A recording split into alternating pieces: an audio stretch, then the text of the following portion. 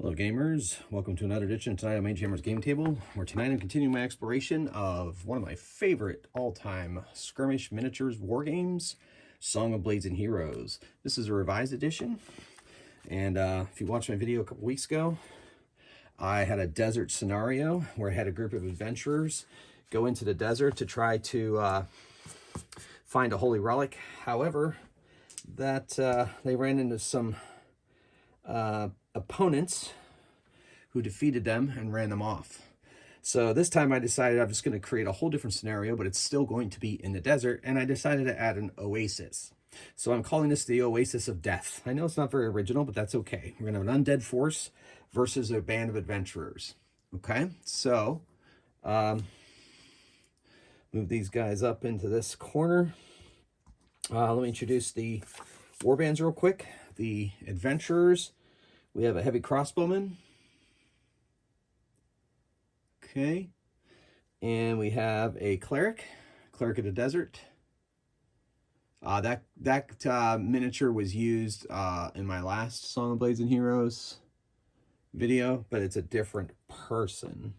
A heavy infantry, human heavy infantryman. Hopefully those are coming through okay. This is a halfling veteran. And a human barbarian. Okay. All those miniatures I just showed you are from Wizards of the Coast's old D&D pre-painted line, circa 3.5 or so, maybe a little bit later than that. On the other side, we have the undead. We have the Wraith Lord. He has assassin, so he automatically kills living people if he hits them. By the way, the cleric automatically kills undead if he hits them, so they don't have to double their score or anything like the normal. And I have two wraiths, two minor wraiths, the Wraith Lord and two minor wraiths. Oh no, I'm sorry. Here's my two minor wraiths. Showing up okay? Yeah. And then I got a ghost. I decided to do ghost. I thought that was pretty fun. He's undead, flying as free disengage. He only has one combat, but I gotta see what his special ability is because he only has a one combat. Let me double check the rules on that. I just wasn't thinking about why has he got a one combat? Undead. Oh. You know what? It's not in here, but you know what is in? Oh, ghost. Yeah, 4. Undead, free disengage, flying. I guess he's just a very mobile combatant. I guess I could turn him into a specter. Gives him an extra combat, gives him all the same things, but gives him terror. Yeah, I'm going to turn him into a specter. That's more interesting to me. So he's just got a combat 2. He still has the same quality, and I'm going to add terror. So add 1 to combat and 1 to terror. And just so you know, terror... some models exude terror. Any model wishing to enter melee with the terror-inspiring foe must pass a quality roll on a die. Heroes are assumed to automatically pass this test, just like any other quality test form of a single die. If the roll fails, the model may perform another action of the player's choice, but it may not move in contact with the paralyzing model. In other words, the action is not wasted, but the model lacks sufficient courage. Okay. And when a terror-inspiring model charges, the charged model must immediately make a morale check. The check is performed before the terror-inspiring model is actually moved. This is a standard morale check. Okay. Excellent. There's another target. He will charge that one. Okay. Yeah, so Terror's got a huge rules text, but it's worth it. I think it's going to be fun. I do have the Barbarian. He is considered fearless, so he's immune to terror and gruesome kills. He doesn't have to make morale tests for gruesome kills, and he's immune to terror, so he's going to have to choose his wisely. All right, so with that out of the way, there are 3 walking dead as well. Zombies. Cranberry Trio. All right, so I already have them pretty much set up and ready to go, and so we're going to decide who activates first, and it looks like it's going to be the heroes. All right, the adventurers, I guess. Heroes might be too strong a word. They're heading to this oasis. I'm not sure they completely detect the enemies yet, but the barbarian, of course, is going to go first. And since they are within more than 2 sticks, he is able to make a normal move for free. And so he shall do so.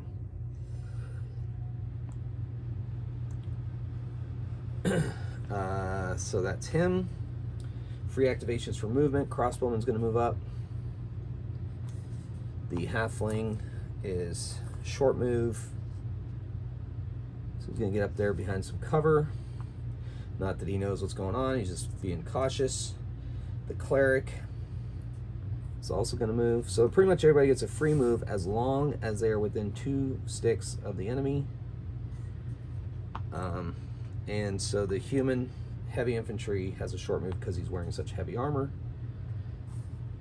And they move closer to the battle. Let me double check that optional rule about the movements. Pretty sure it was here in the revised edition. Movements.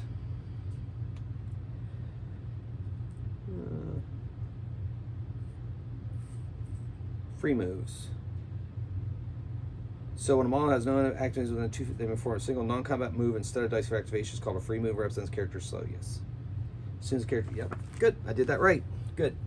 All right. So that's all the activations on that side. So we move over here now to the undead, and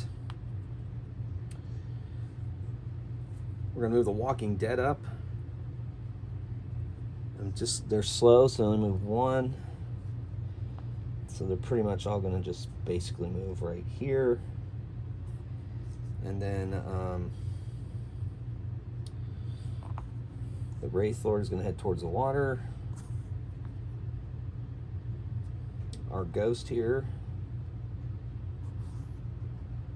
sorry, our Spectre and our Wraith. So they all move up, they get closer to water. They are still not within 2. Oh, yes, they are now. They're definitely within 2. All right, so now we have to go to activations. Back over here. Now they see them. They know they're here. So the crossbowman is going to activate first. And his quality is 3, so he gets 1 activation. And he's got medium wraith. So I guess he can take a shot, but he's going to be at like minus a lot. He's only got medium range with this this crossbow, so that's at -4 to hit. So he's just going to take his action and move up into a more advantageous position and to take shot next. Okay. Next up is going to be the cleric. That cleric's going to be very important to this. And the cleric has a 4+ or 3+ activation. Activates once. Is that on camera? Uh-oh. Yeah, it's on camera. Okay, cool. So he's going to move up. He's going to head for the water too. Getting ready to take on those horrible, foul, undead abominations. Heavy armor guy here. He rolls heavy infantry, only 1 activation. He's slow, so they're moving up cautiously into combat with the Wraith Undeads. The Wraith Lord's band. The Halfling Veteran, he has a 4+ as well. He gets 1 activation. He's going to move right here, right up next to the Heavy Infantryman. And I believe that leaves us now with our Human Barbarian. He's going to roll all 3 dice and try to get up into combat quickly. And he only gets 1 activation and pass turn. I'm going to make that water be difficult terrain. So he's only going to go to the edge and get ready to... He's basically taunting the undead to come get him. All right, over to the undead now. Okay, so... The Walking Dead are going to activate. They are slow. So the first one, they have a quality of 5+, which is horrible. I think I'm going to do my wraiths first. All right. The 1 wraith, I got 2 wraiths. First wraith, it gets 2 actions. It flies, it ignores terrain and any rough terrain. So it's going to move 1 and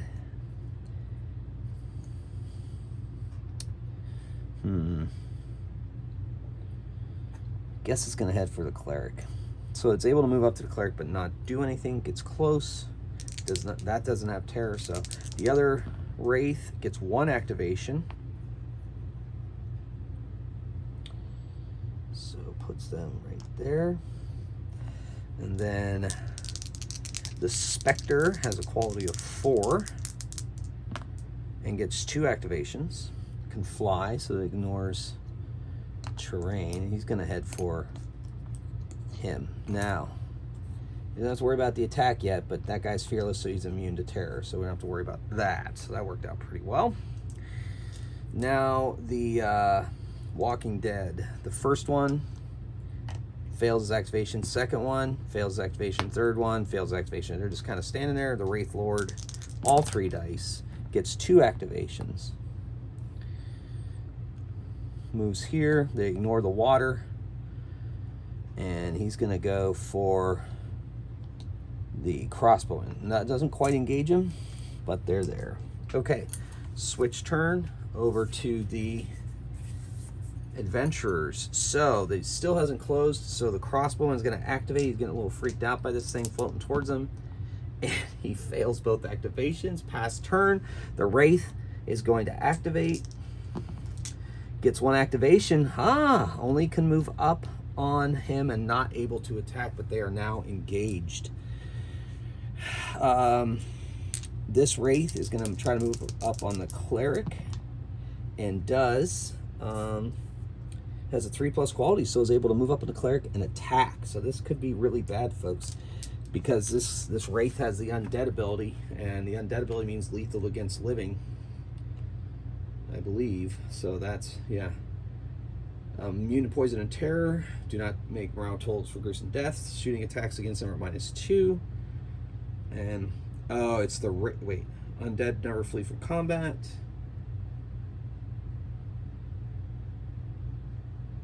Okay, so it's the Wraith Lord, I think, that has the assassin ability. Yeah, so the Wraith's the only one that has that. So I'm going to do an attack here. Melee combat. Wraith is a combat 4 versus the cleric, which is combat 3. However, if the cleric does hit this undead, he kills it. So 4 versus 3. 6. Okay, so the cleric has a 5, as does the wraith. So nothing happens. Can you believe it? They miss each other. Wow. Okay. Next up, we're going to activate the other wraith and see if we can close him in combat. He gets 1 activation, and he is going to move into the water here. All right, and then the specter. I'm not sure if I care if the zombies go, so the specter's going to go crazy and roll 3 dice and gets 3 activations. Holy moly. Now, normally he has terror. Normally they have to make a morale check, but the barbarian is fearless, so he's like, bring it on. So he uses 1 action to close and uses another action for a powerful blow, which is going to give him a +1 to hit. So the specter is a combat 2, so it's 3 right now, versus the barbarian's 3. So 3 on 3 in melee combat. See what happens. Oh man, it's a tie.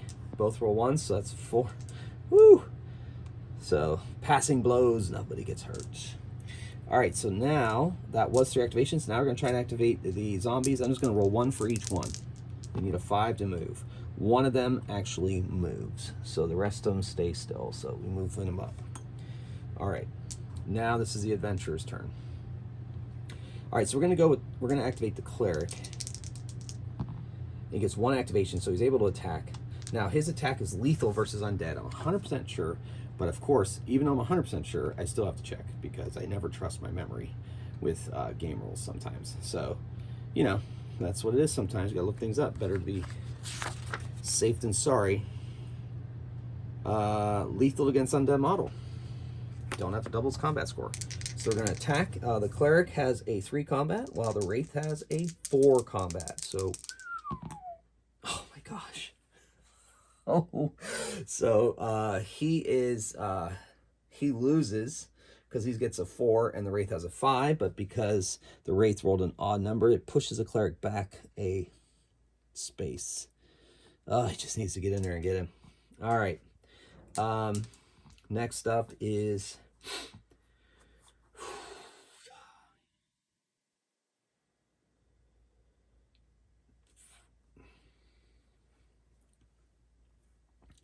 I think the heavy infantry is going to activate and try to get up there and help the crossbowman against the wraith, and he gets 1 activation. Darn it!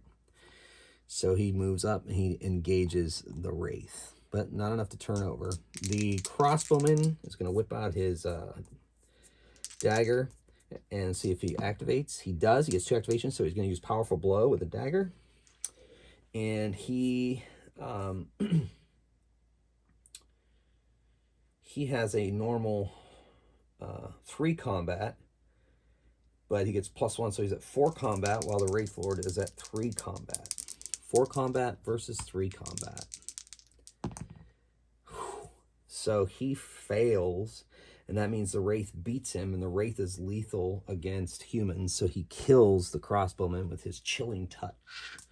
The crossbowman is removed from the battlefield, withered away to nothingness. So that was horrible. All right. Halfling veteran. No, let's activate the barbarian first. All right, so the barbarian has a 3+, so he's going to use a powerful blow. So he's at 4, and the specter is at 2. 4 versus 2. And he gets a 6, and the Wraith gets, or the specter gets a 7. So pushes him back a space, or a base. Well, that's just not really working real well. It's working real well for the undead, that's for sure.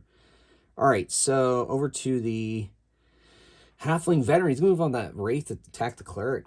See what he can do. He gets, I might as well roll all 3 dice. He gets 2 activations, so he's going to move up, and he's going to attack.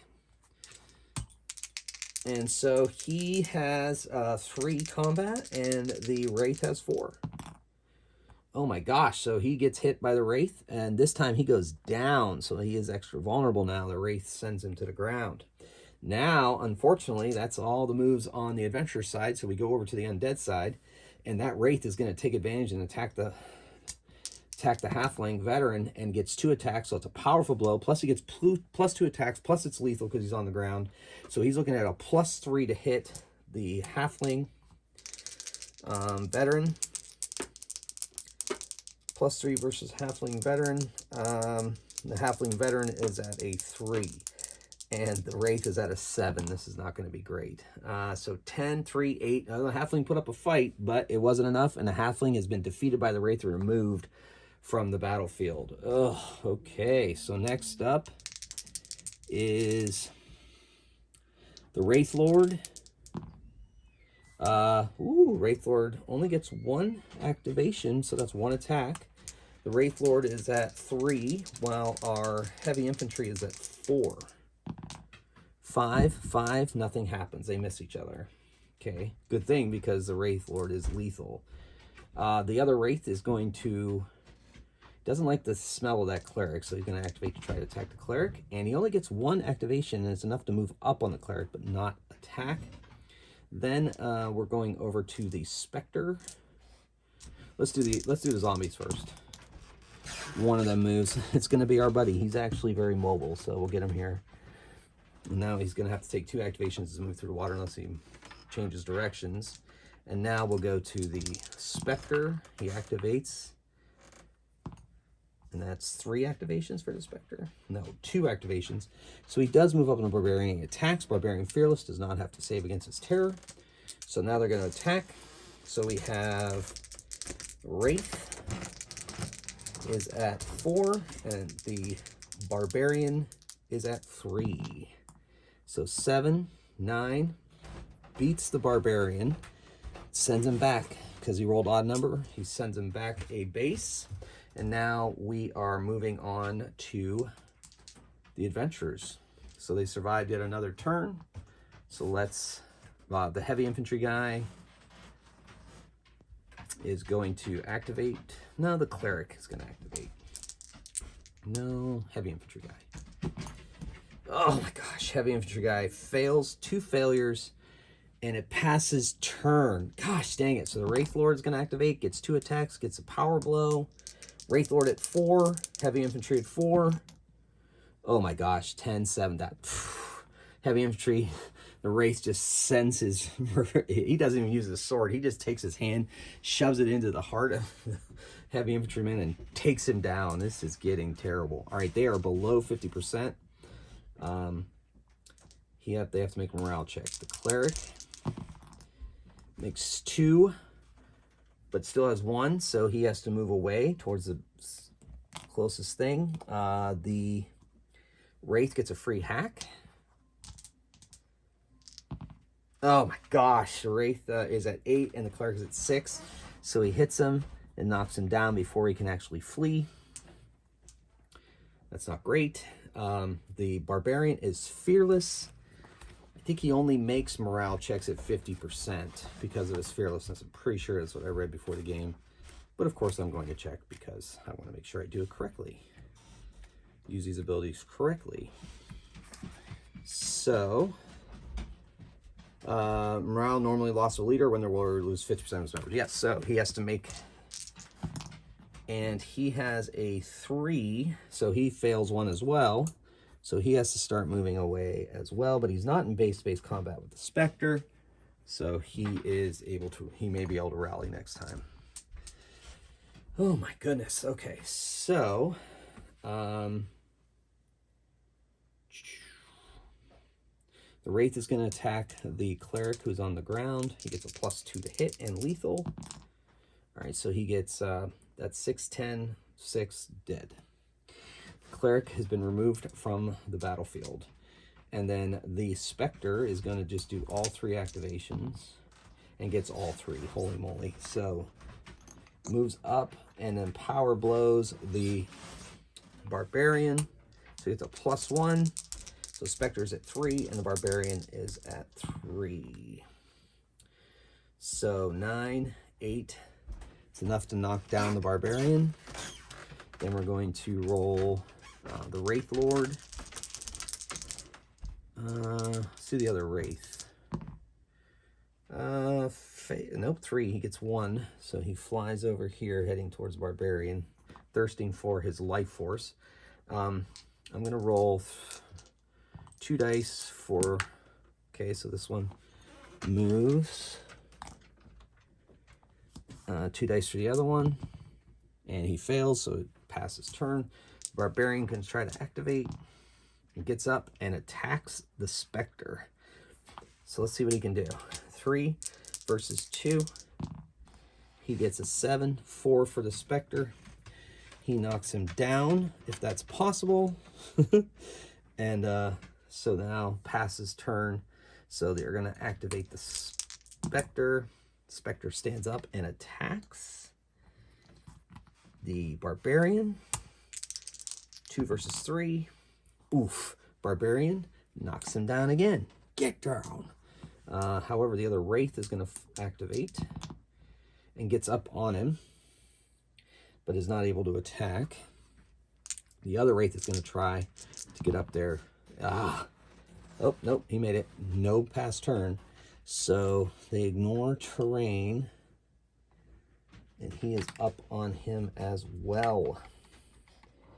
So they're all over him, but no attack. And then the 1 for each zombie. 2 of the zombies are able to move. Oh, I just hit my camera, didn't I? Okay, stand still. Okay, and this zombie too. Just gonna go this direction. Try to get out in the sand. Then the Wraith Lord. Nothing. Okay, pass turn. Barbarian is in a bad way. And a Barbarian, I think, is going to activate. Only gets 1 activation, so it's going to try to have him break combat. But instead, he's just going to fight. Now, he's reduced by 1, so he's down to 2 combat versus 4 combat on the 1 Wraith. And he gets an 8, 7, so he beats that Wraith and knocks it down. All right. Oh, he should have attacked the Spectre. Yeah, let's attack the Spectre. Gets an additional +2. Yeah, so he hits the Spectre. and takes him out. Yeah, why not? Could switch that up. It's not like he's going to win this anyway. The one wraith gets one activation and attacks him. So he's at 2, and the... Actually, yeah, 3. Yeah, that made sense. He's at 1, and they are... This one's at 4. So 4, 10, deviled, dead. So, wow, the undead really made quick work of those adventurers heading toward the Oasis. It truly did become the Oasis of Death. All right, there's another Song of Blades and Heroes skirmish battle for you. Thank you for watching. Hope you enjoyed it as much as I did. And if you want to see more Song of Blades and Heroes, let me know. Not sure what my next video is going to be about, but that's the beauty of Mage Hammer's game table. My interests go all over the gaming spectrum, so until next time, keep on rolling dice and playing games. Thank you so much for your support. Thank you for watching. Mage Hammer out.